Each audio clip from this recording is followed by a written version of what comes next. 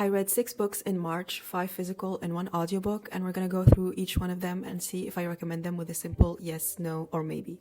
Fairy Tale by Stephen King. This is a maybe, leaning more towards a no. I personally didn't really vibe with this book. I lost interest halfway through, even though the beginning was amazing.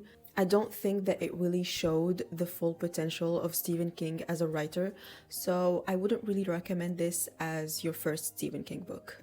Transcendent Kingdom? Yes. The book is about Gifty, a neuroscientist who turns to science to try and understand what happened to her family and how to live through her grief and through her mom's depression.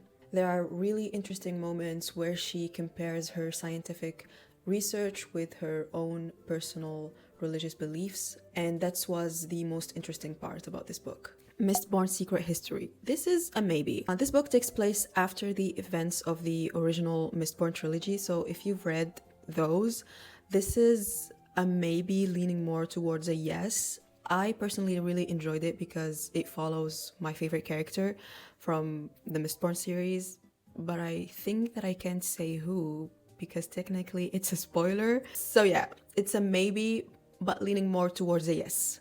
And Now Back to You by Vicky Borison. Also a maybe, leaning more towards a yes.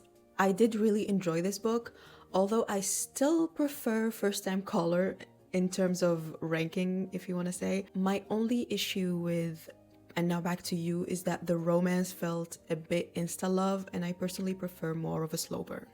My Sister the Serial Killer? Yes. This is definitely more of a character-driven thriller rather than a super plot-heavy one, and that's exactly why I loved it. I personally really enjoy thrillers that use the tension and the dark setup to explore human relationships. In this case, it was the relationship between the two sisters.